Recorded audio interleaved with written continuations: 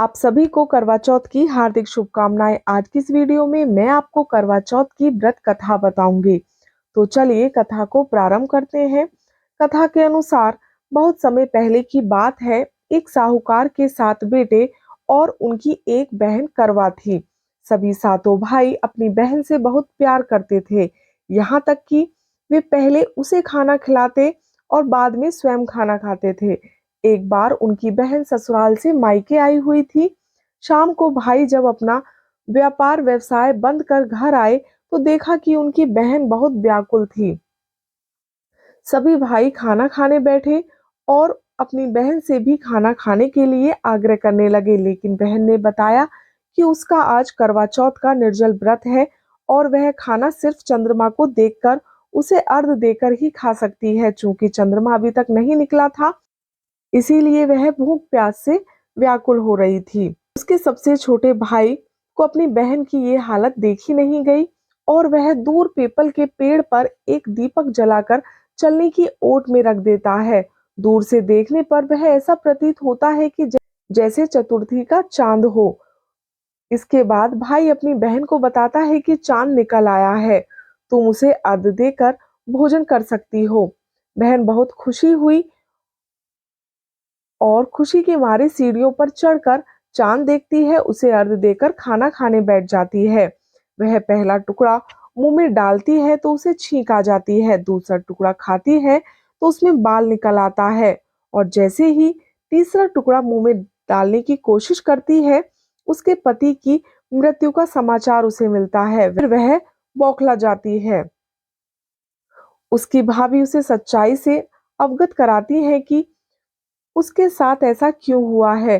करवा चौथ का व्रत गलत तरीके से टूटने के कारण देवता उससे नाराज हो गए हैं और उन्होंने ऐसा किया है। सच्चाई जानने के बाद करवा निश्चय करती है कि वह अपने पति का अंतिम संस्कार नहीं करने देगी और अपने सतीत्व से उन्हें पुनर्जीवन दिलाकर रहेगी। वह पूरे 1 साल तक अपने पति के शव के पास बैठी रहती है, उसकी देखभाल करती है। उसके ऊपर उगने वाली रुई नुमा घास पर वह एकत्रित करती जाती है। 1 साल बाद फिर करवा चौथ का व्रत आ जाता है।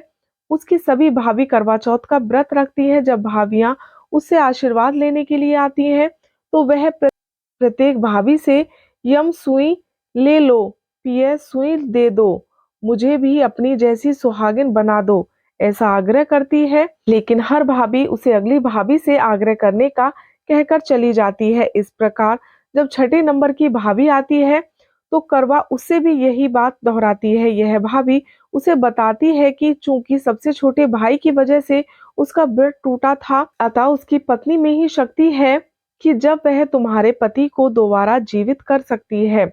इसीलिए जब वह आए तो तुम उसे पकड़ लेना और जब तक वह तुम्हारे पति को जिंदा ना कर दे उसे नहीं छोड़ना। ऐसा कहकर वह चली जाती है। सबसे अंत में छोटी भाभी आती है। करवा उससे भी सुहागिन बनने का आग्रह करती है, लेकिन वह बात को टालने लगती है। इसे देखकर करवा उसे जोर से पकड़ लेती है और अपने सुहाग को जिंदा करने के लिए कहती है। भाभी उससे छुड़ाने के लिए उसे नोचती है, लेकिन करवा उसे नहीं छोड़ती। अंत में उसकी तपस्या को देखकर भाभी पसीज जाती है और अपनी छोटी उंगली को चीरकर उसमें से अमृत उसके पति के मुंह में डाल देती है। करवा का पति तुरंत श्री गणेश कहता हुआ उठ बैठता है। इस प्रकार प्रभु की कृपा से उसकी छोटी भाभी के माध्यम से करवा को अपना पति वापस मिल जाता है। करवा को अपना सुहाग वापस मिल जाता है। हे श्री गणेश माँ गौरी, जिस प्रकार करवा को चीर सुहागन का वरदान आपसे मिला, वैसा ही सब सुहागिनों के मिले।